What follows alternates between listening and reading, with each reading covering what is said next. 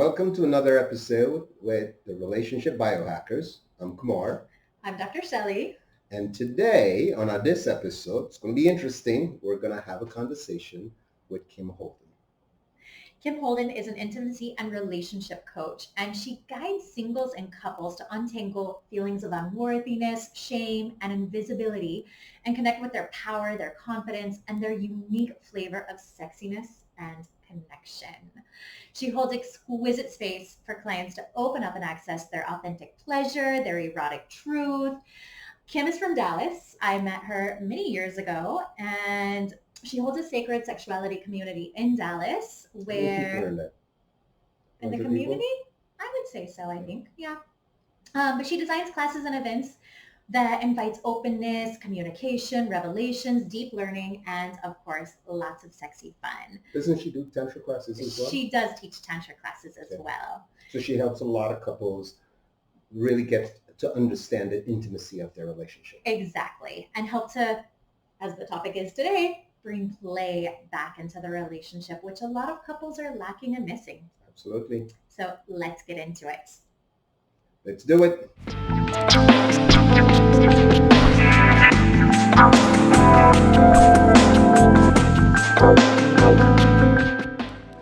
Okay. Hello, Kim. How are you? Hello, I'm awesome. It's so good to see you and talk. Definitely. Welcome to our show, The Naked Truth with the Relationship Biohackers.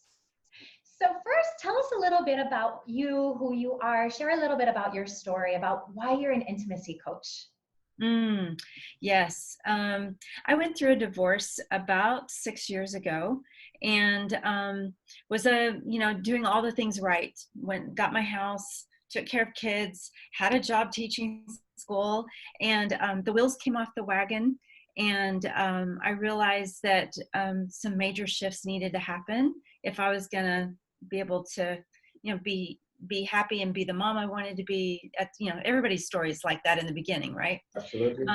And what I found out was I ended up working with a tantra coach, and then I ended up doing some sexuality training and being able to coach around orgasmic meditation, which is a strong tantric tool in my toolbox. And it just led from there. Truly snowballed, and realized that I had something to offer and to share based on my experiences. And so I just kept pursuing the coaching and the training around it.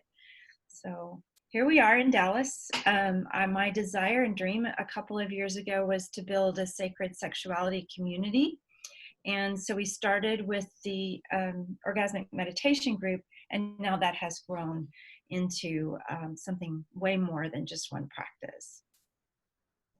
Very cool. So let's get right into the topic of today's show, which is all about how to bring play back into the relationship. Because as we talked about in one of our last episodes, when you get to that 1 year itch, 3 year itch, 5 year itch, 7 year itch, when the honeymoon phase ends, so many couples, at least we talk about it, they lose the fun, they lose the playfulness, the flirting. They stop doing what they did at the beginning of the relationship to win the partner over. Well, I do believe that it happens before the itches, the stages of the itches in the relationship happens in marriage. I do believe that a lot of people don't put in enough time at the beginning of the relationship for the playfulness. We become so obsessed with, is this the right partner? Do they have their same belief systems as I do? Do we get along? Are they hot enough? Even, which is a whole different topic, even finding out if they're a sexual match doesn't seem to be even anywhere in people's realm when they're having a relationship. Right. So the fun portion of it, or the communication portion of it, for a lot of people, never exists. From the beginning of the relationship, it never existed. So how do you go back and find something that didn't start off that way? Right. That you didn't cultivate or discover or put some time and attention on.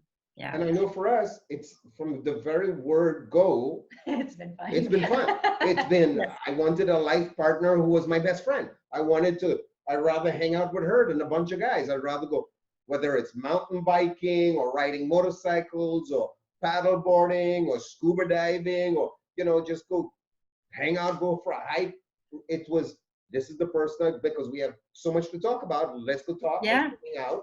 Let's go do happy hour. Like, I don't want to go do it with my guy friends. I'd rather do it with my best friend. Yeah. So we've always know, had that portion. The relationship that I'm in now, we both came to the table. This is a good example. I was actually a runner, and Jay's was a triathlete and was doing triathlons. And so it was like getting to know, well, what is it that you like about this? And so we ended up challenging each other to get to know each other's sport. And it ended up being how we spend a lot of our time and a lot of our attention going to team events. I've always wanted to run a marathon. Okay, I'll do it with you. I'm afraid to swim. It's okay. We'll get you some lessons. Let's see what we can do. And so that became a point of focus. That was something that we could play and share in as well. Yeah. Well, and we share something similar because we both competed in fitness. So we were both yogis. I knew that about Shelly. I didn't know that about you. Yes, you did. But what's funny is he didn't follow the diet, the regimen, you have to do this and eat so many times a day. Nope. He didn't do any of that. He did it the way that now I teach about, how you just listen to your body and you can transform what you put into your body. I drove my personal trainer insane. I got talked into it. I did the first year of men's physique. At age 45, I was 18 years older than the oldest competitor. And the only reason that I decided to do it, I mean, I've always been in the gym just doing my own thing, because in my travels and business and everything else, fitness has always been key for me, because to me, that's just part of healthy living. So I've always been not necessarily a gym rat, but the gym played an important part of my physical well-being. So I ate right, but I also exercised my body because I quickly realized that my body needed to be physically moving. I grew up as a sugarcane cutter. That my family was sugarcane farmers. So I grew up being physically working all the time. Yeah. So for me, being in a gym just made natural sense that, okay, I'm no longer swinging a machete and cutting sugarcane in the hot fields. I need to exercise my body. So meeting Shelly was just, hey, we both go to the gym. And when I did the competition, it was really to inspire people, because I had guys who were, like I said, 20 years younger than me, who wanted to compete, but didn't think they had the right body, didn't think they had the right regimen, didn't think they had the right commitment. And I told them, listen, I could do it. And if I could do it, anybody could do it. And I did. Yeah. And I placed in the top 5. Like I said, I was 18 years older than the oldest competitor. And like Shelly said, I did whatever I wanted. My fitness coach would tell me to eat protein and I will eat carbs. And she'd tell me to eat carbs and I will eat protein. And I remember distinctly, and I told Shelly about this and she cracked up. The day of competition, she cornered me and she told me, she goes, whatever you do when you go in the back room with those guys, don't you dare tell them what your diet's been, because they will kill you. And I'm like, what? She's like, these people has been under strict diet for this competition. I had pizza 2 nights before my competition. I had wine the night before my competition. Something that you're not supposed to be doing at all. But I did. All the shoulds and the supposed tos get us every time, right? Absolutely. And that applies to relationships too. There's so much pressure on, you have to do this and you have to do that. And then what we see a lot are women who, when they become mothers, they decide they have to be a certain way and fit this label of, oh, well, I can't do that. I can't be playful and fun and kinky because, well, I'm a mother. Or even the male who goes, well, I can't do that with her because she's the mother of my children. Like, there's the taboo around that. Right. So what do you see the most with your clients when it comes back to bringing the fun and the playfulness into the relationship? You know, right now for me, I've had some couples that have come in and they've had the life shift around the other end. The kids are turning 18 and leaving and going off to college, and it's like, and then you've done years of taking care of things and taking care of the kid and being ready for this, all the checklist items, right? And then you turn and look at each other and you're like, who are you again? I don't think we're the same people. And so, you know, and then also falling into that habit of just picking at each other. And I notice it's so easy for me to fall back into that with my relationship. I desire and want to keep very aware of when it is that I want to make him wrong, just because I don't feel good. And so my practice personally is also about, how do I take care of me and put myself in a playful spot? Is it going in and playing the piano for a little bit? Is it running on my own? Is it window shopping? Is it making something in the kitchen? Like anything that actually, I have a list of remember to remembers. There are 5 things that I know will turn me on and put me in a good place. And it's my job to keep me there so that then I come into relationship ready to play. Wait, you mean it's not your partner's job to keep you there? Really? Imagine that. So, and we hear it all the time. So many partners, they say, oh, I've lost myself, or I've given up what makes me joyful and happy. I give up my passion or my hobby for my partner. Well, your partner never made you give that up. You chose to give it up.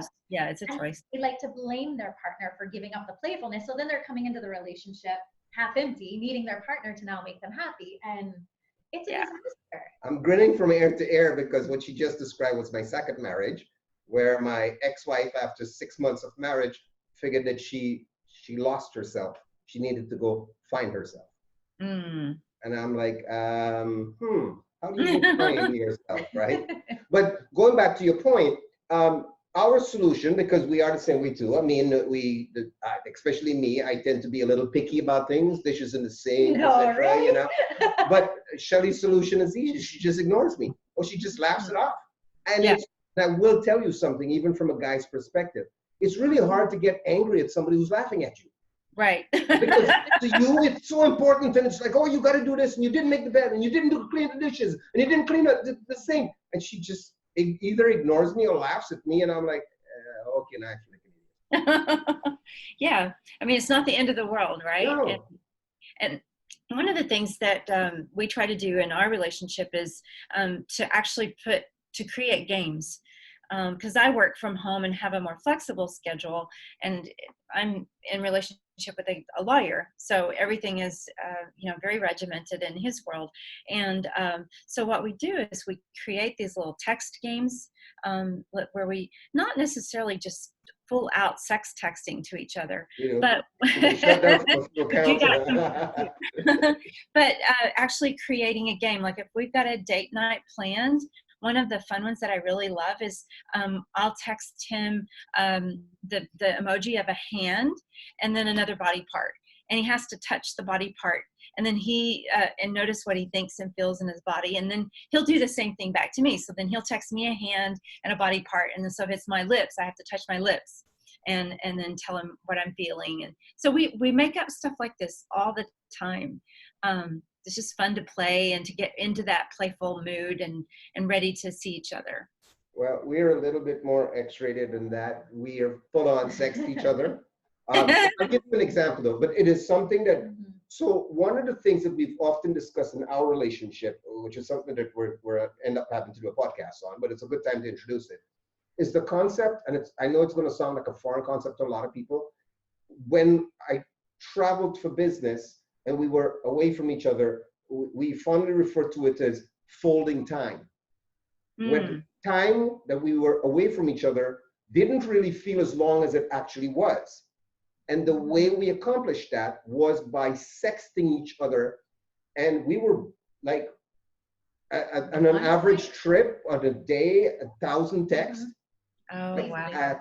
And remember, I'm doing business, I'm traveling. Every brief moment that I had, whether it's going to the bathroom, stopping for a coffee, waiting for my rental car or checking in, I'm busy sexting my wife, to a point where I remember attending a conference once with a coworker, and we were only married about a year. Yeah. And we were in training all day, and we'd have these breaks every couple of hours, and it was a 3-day conference. And the second day, he cornered me and he says, bro, and we've known each other for years, so he knew he could have this kind of conversation with me. And he says, can I ask you something? Would you be honest with me? And I says, what's that? He goes, I know Shelly, love Shelly to death. I know you guys are happy, but what's going on? And I'm looking at him and I'm like, what do you mean? He goes, please tell me you're not having an affair. And I looked at him and I went, wait, what? He goes, Kumar, I've been watching you. Every break, you're out in the corner with your phone. And I guess I was exhibiting the behavior that would be associated with someone having an affair, because I'm in the corner where nobody could see me sending away these messages. And I had to show him my phone to prove to him that it's my wife. Yeah. And he couldn't believe it, that he's like, so you're spending all this time sexting your wife? Uh-huh. He's like, holy crap, I honestly believe that you are having an affair. You are, with your wife. Yeah. It should be, but for so many couples, it's not. It's the furthest thing from it. The concept of even sexting for them, or even texting, let alone communicating. I mean, most couples don't even communicate. Yeah. Yeah. Sad. We crack up, even, was it yesterday morning we were having that? No, last night.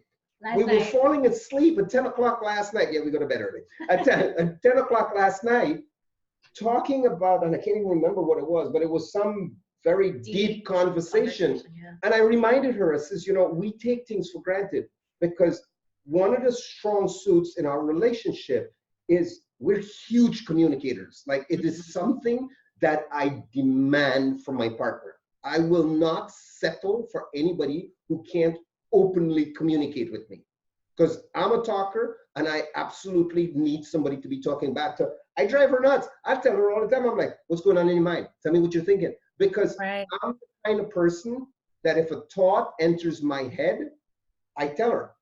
Whatever thought it is, whatever random thought, I tell her. And what happens is we end up in a conversation around that thought. Right, so right. It'll be just random stuff about random things. And I just don't have any filter. So I just put it all out there. And we were talking about it last night. We're trying to fall asleep. And here we are having this deep conversation. And I reminded her, I says, you know, we do this at 5 o'clock in the morning. We do this at 10 o'clock at night. And we take it for granted that a lot of couples don't communicate, much less have intimate, deep level conversations about any and every topic. You know, I had a client this afternoon who shared that, you know, it's a new relationship, and the girlfriend had shared something that she wanted to shift in their sex. And he's like, and I was, oh my God, I did it wrong, and and so we just opened that up and talked about it. And it's like, what would happen if you could actually change the way you think about her comment? Like, what if she's basically giving you the gift of, this is how I want you to show up? I was like, that's better than her not saying anything, right? And then 2 or 3 or 4 years later, you're like, there's resentment and possibly, like you say, like an affair, or this didn't work out, because, you know, you have to be able to speak the desire so that your partner knows. I'm a strong proponent of that. Well, and it goes before that. People have to know what turns them on. Absolutely. And most people do not know what turns them on. Or it's like, you know, there's so much shame and guilt around realizing, oh, wow, that actually turns me on. And then I surely can't talk about it. Well, with your partner, the person who you're in a relationship with, who you should be able to talk about it with, because that is the person you're sharing this intimate act. But if you can't talk about it with them, right? Yeah. Absolutely. Who do you talk So about? this is a favorite activity. I like to be chased. Like, that's my erotic thing. Like, I want you to chase me and seek me, right? And so one of my favorite dates has been where I sent him off to work with the tie and the shirt and everything, and we had no contact that day. And I took a ride. I said, meet me at this place, and it was like a scat lounge down in the basement. And I was like, and if you see me, I want you to pick me up, as if you don't know me. We had the best time. And because he played it up to the hilt. He walked up and he had the bartender send me what is the lady drinking? Send one over. And then he walked up and he said, you're coming around these parts often, and what you doing here tonight? And yeah, it was so fun, right? It's like just play acting. But I will tell you this from a man's perspective. And again, coming from 20 years in the corporate world, like him being a lawyer, what you're giving him is a gift. You're giving him a gift of, I live in this stressful very regimented environment, 8 to 10 hours a day, and you are actually taking that away from me and let me now become playful and put all of that aside and just be silly and goofy and play along with your game. That's the gift that you're giving him. Yeah. And that's one of the things that we Creates talk connection, about. right? Yeah. Exactly. And that's one of the things we talk about with that masculine and feminine dynamic. The masculine, when they're in that masculine making decisions in a stressful job like he is, what he really wants is that feminine, soft, sensual, loving, playful partner like you, what you're being, to bring him home, to allow him to rejuvenate when he gets home, to allow him to just let his guard down and relax. Yeah. And that is the biggest, because that really is what men want. And honestly, that's what women want. They want that masculine alpha male, and they want to be able to tap into their femininity, but they need to know they can trust him to be able to do it, which is a whole other conversation.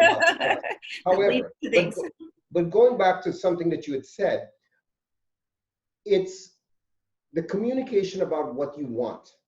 This is why we're huge proponents of, look, technology has its downsides. We get it. People are addicted to social media and technology, and their phone is now an extension. This is a conversation we have many, many times. We actually have rules in our house about how much time we can spend on technology.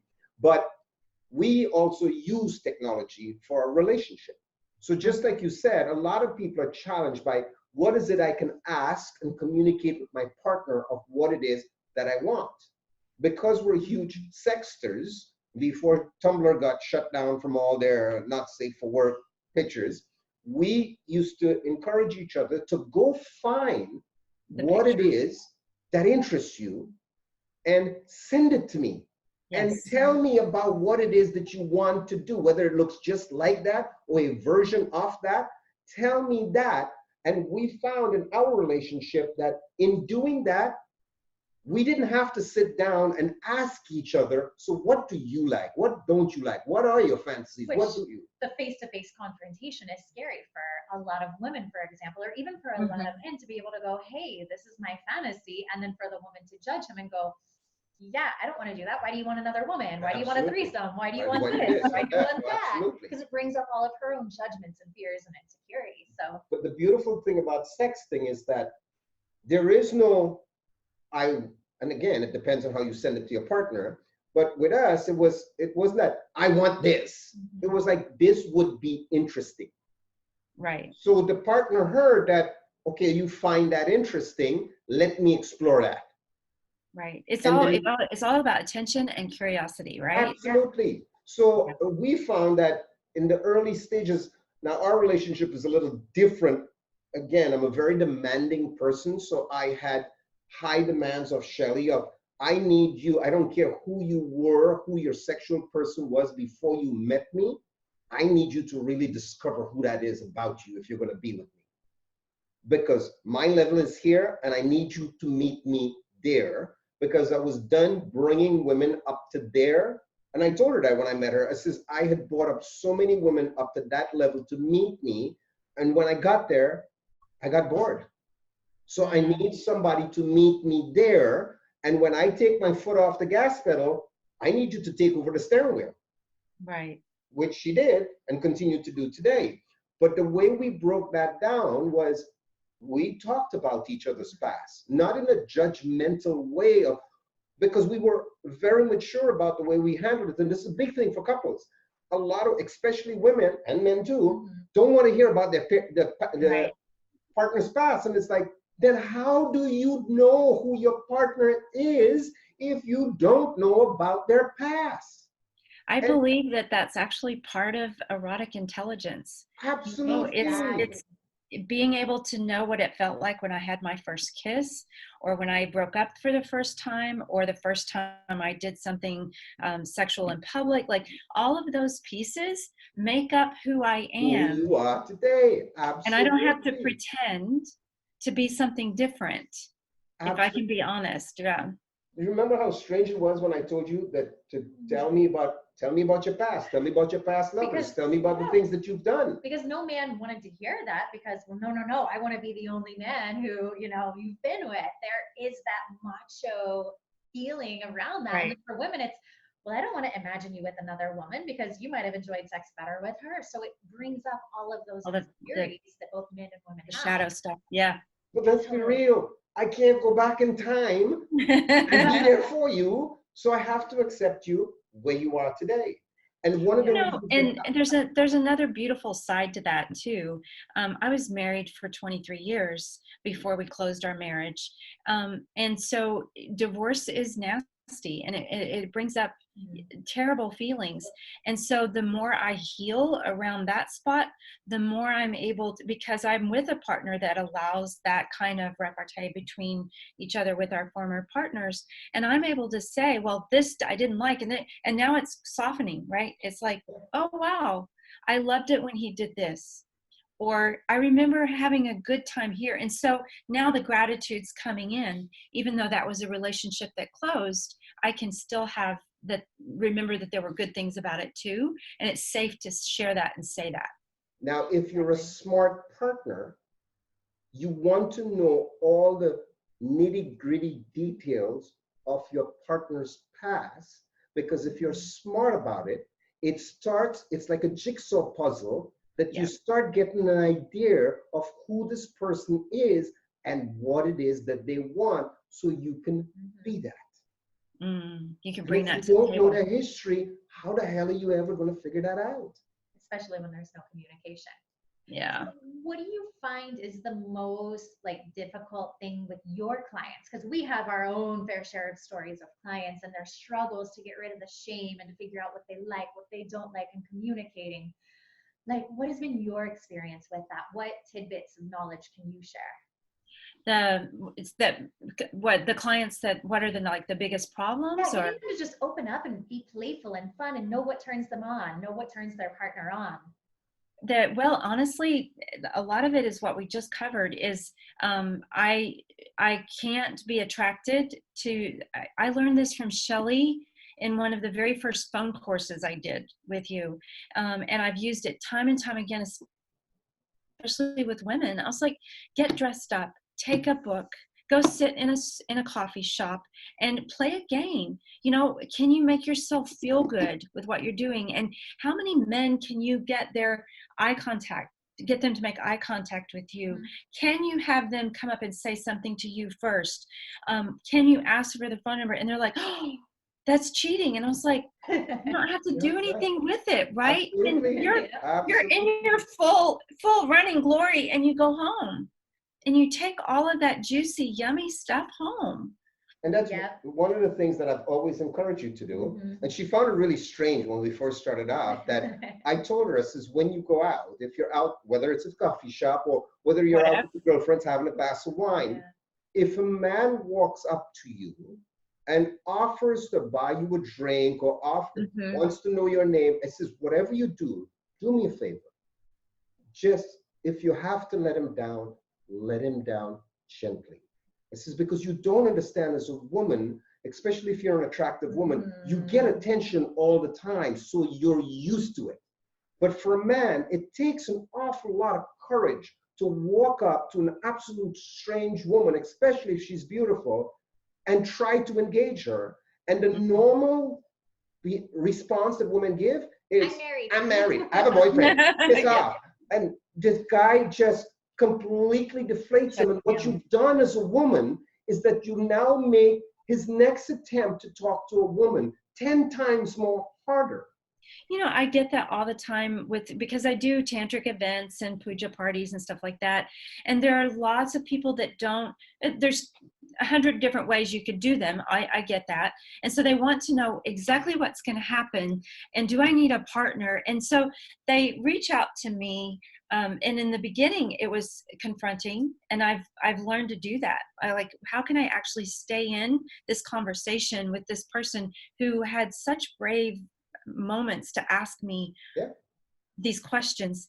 Well, how did you find me? You know, what is it that you're curious about? If you had a partner, would you want to bring her? Like, just so start really having a conversation with them.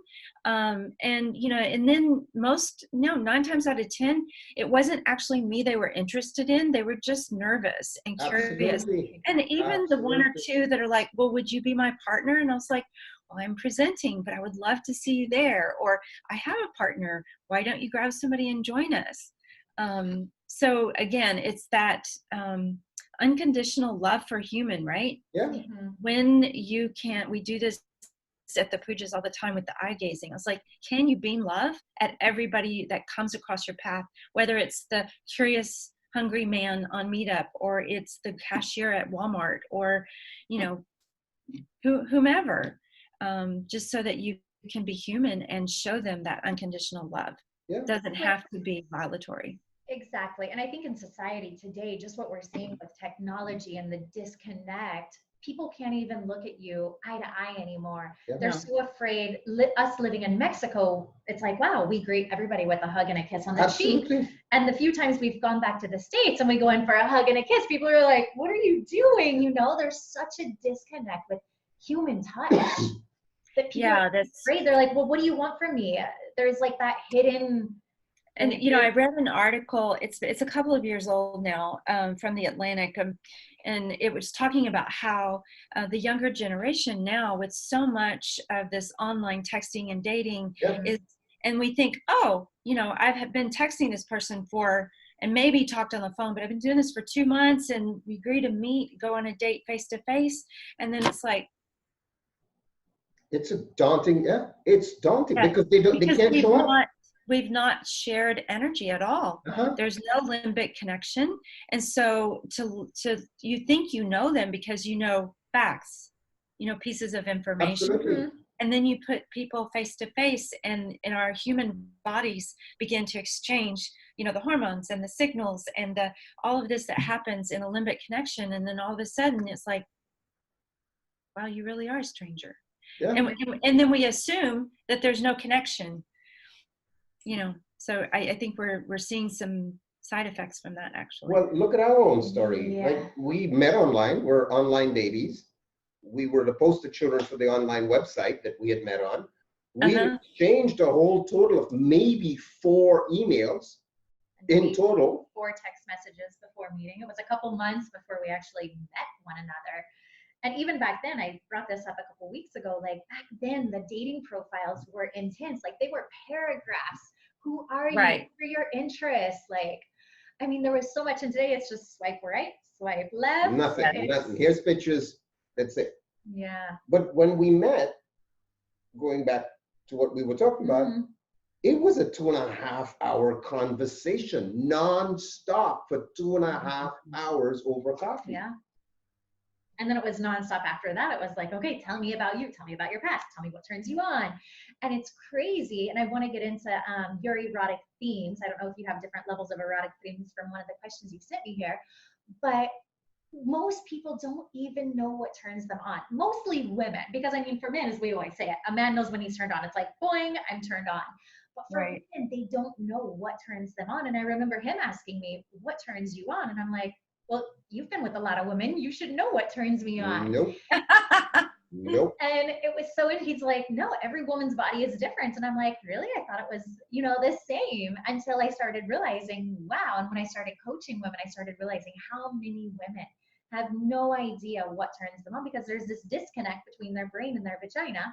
They listen to their brain and they have no idea what they're really turned on by. They have no idea that a certain type of porn turns them on, that they fantasize about it. I mean, and that's one of the things I do when I have a female client is, and I support group, you know, a sisterhood tribe as well, is we talk about what our body says to us, you know, like, what is it that your vagina or your pussy says to you?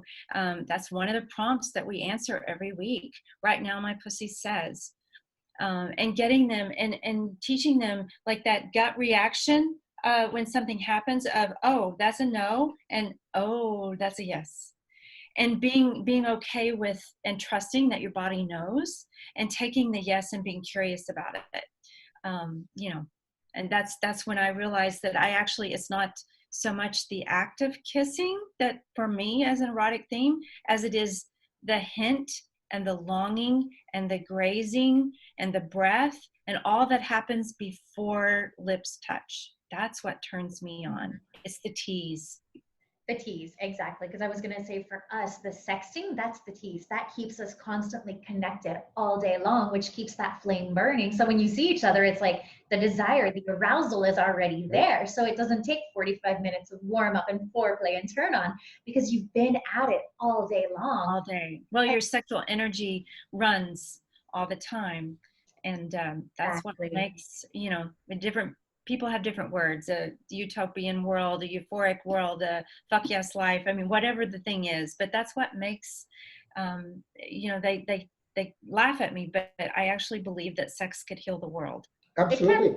That's one of the things that we continue to do. Because when you, all the chemical reactions and all that changes in our bodies and our brains, when we feel good and we have that sexual energy running, you don't actually have to be in the act of sex or in bed. I mean, you could be walking to get the mail, or you could be greeting somebody at the grocery store, and you exude, right? You feel good. You're going to attract more of it. Yep, that's what we talk about all the time. There's so many benefits to sex, but it's not a priority in relationships, and it really needs to be a priority. There's 2 3-letter words we talk about all the time, sex and fun. And when you combine them together, it's like, yes, the boredom never sets in. You never have to then work on your relationship.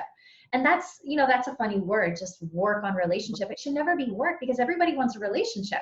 So why should investing time or energy or effort into your relationship to keep the passion there, why should that ever be considered work if that's really what you want? Well, I mean, you could spend that same amount of time and energy and attention on having a long drawn out argument and sitting on opposite ends of the house, or you could be enjoying each other and laughing about the fact that you disagreed about something 3 hours ago.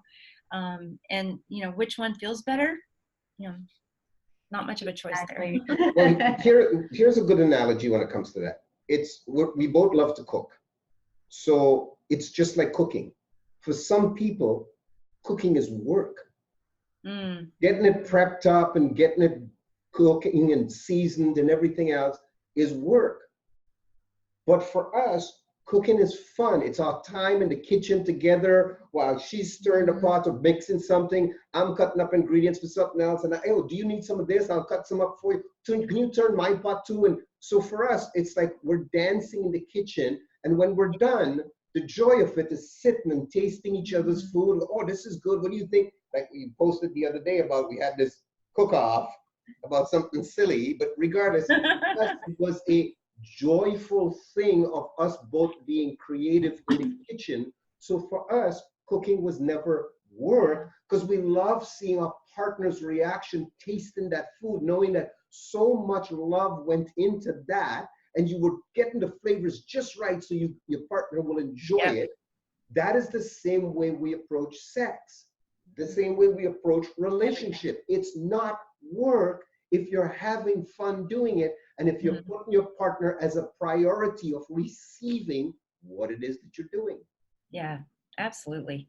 Exactly. And coming back to what you said, there's, you know, you really have to look at, if I choose to have this argument with my partner, is it really going to create more of a connection or more of a disconnection? What do you really want?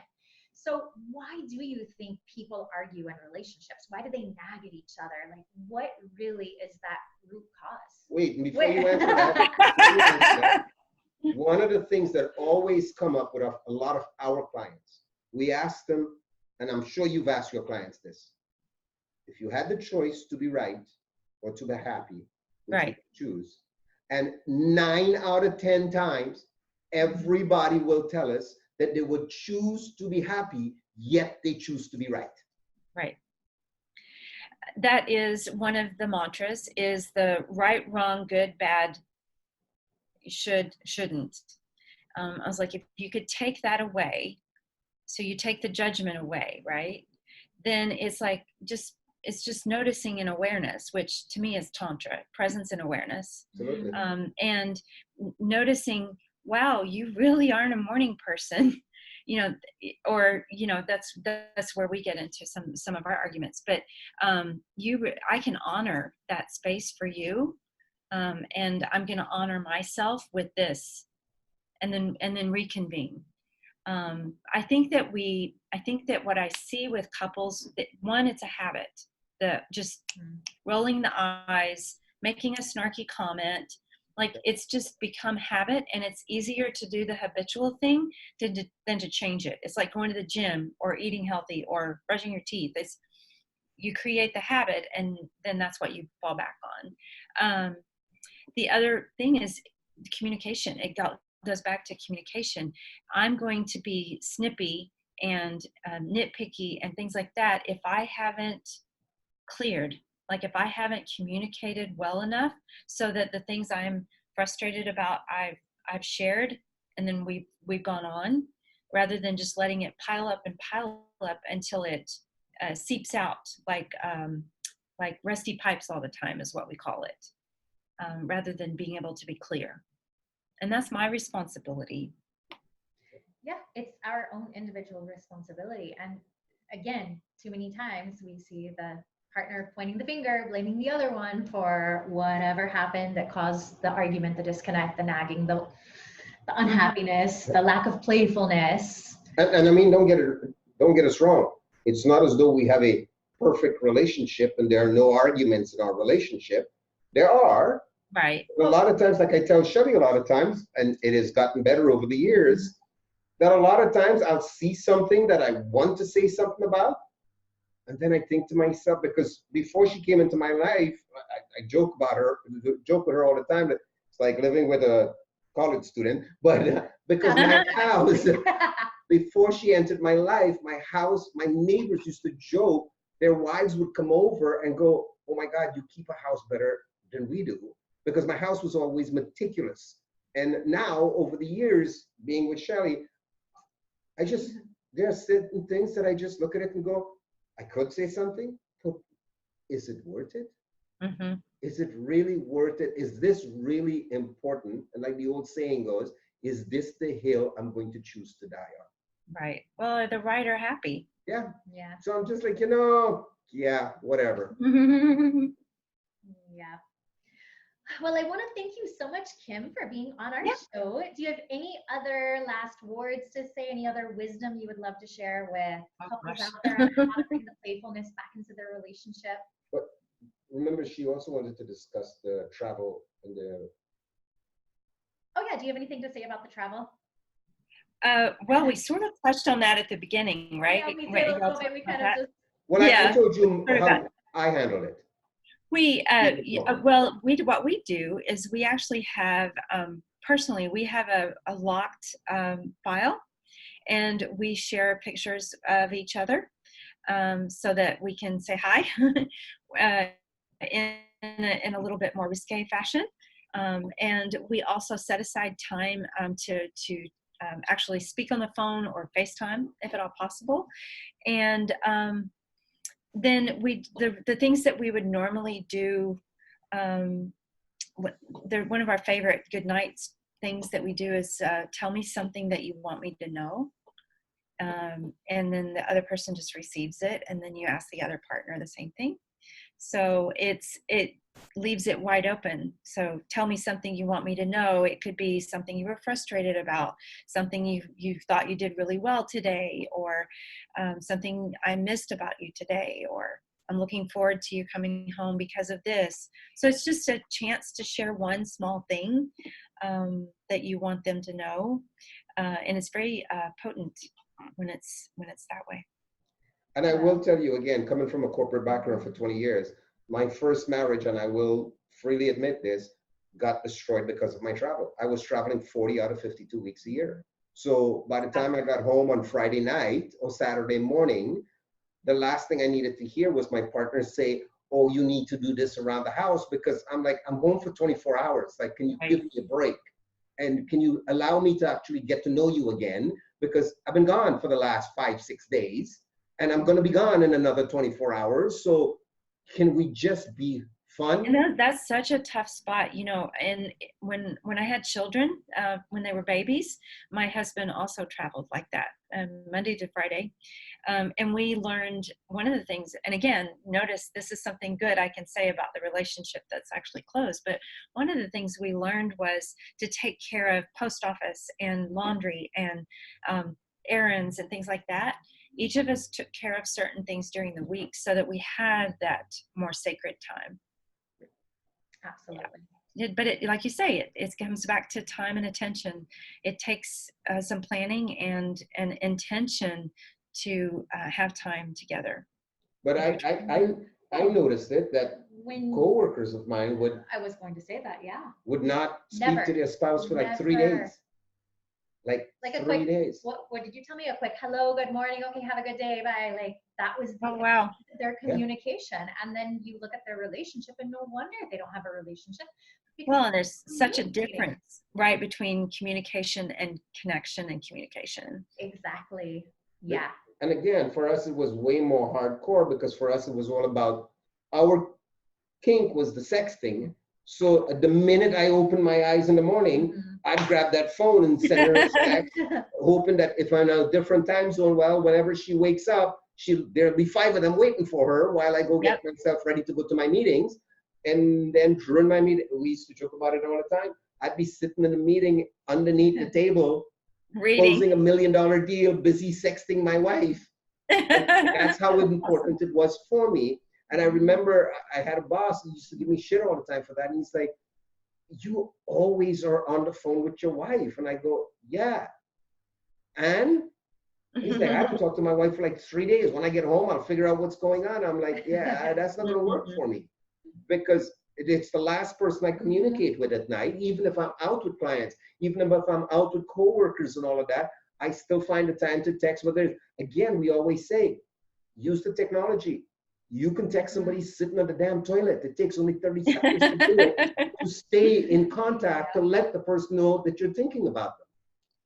But it comes back to priority. We have to prioritize our relationships if we want it to be successful and happy and playful and fun and passionate and amazing and fulfilling. And when we do all of those things, whether you do that about being a parent, having a job, and, you know, relationships, again, you know, don't just because you say I do or you live together or, you know, whatever the marker is, it doesn't make it so. It's the attention and the priority and the attention that you give it.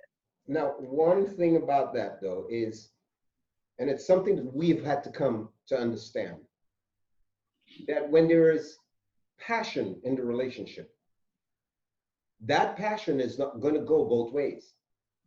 That's something that Shelley had to get used to because she hates fighting. And I had to sit her down and remind her that as passionate as our relationships are, you have to be prepared that our fights are going to be just as passionate. Because you can't just turn off the lever when you're having an argument and go, oh yeah, I'm just going to have a subdued fight. When that fire is burning so bright in a relationship, it's going to come at you both directions. That would be me. and that is something that couples need to understand. If you have a passionate relationship, you are going to have all-out war when it comes to fights. And you just have to deal with it and go, okay, so we're human beings. We're going to argue about stupid shit. We just got to figure out how quickly we can get it over with, how quickly we can make our point, how quickly we can compromise, and how quickly we can move on. Yep. Well, it was a pleasure. I really enjoyed getting to meet the two of you. Likewise, thank you for being here. And share how all of the listeners can find you. Of course, all of your links will be posted below on YouTube and on the podcast. Then you are offering free discovery sessions for anybody who's interested in working. Yep. Have a conversation. That link is with Calendly, and it's Kim@KimHolden.com is email, and my website is KimHolden.com. It's easy. Perfect. Thank you so much for being here. It was such a fun, joyful conversation. And wishing you well, and I can't wait to see what comes up on the podcast next. Appreciate Absolutely. it. Thank you. Have a wonderful day, my dear. Good night. Bye-bye.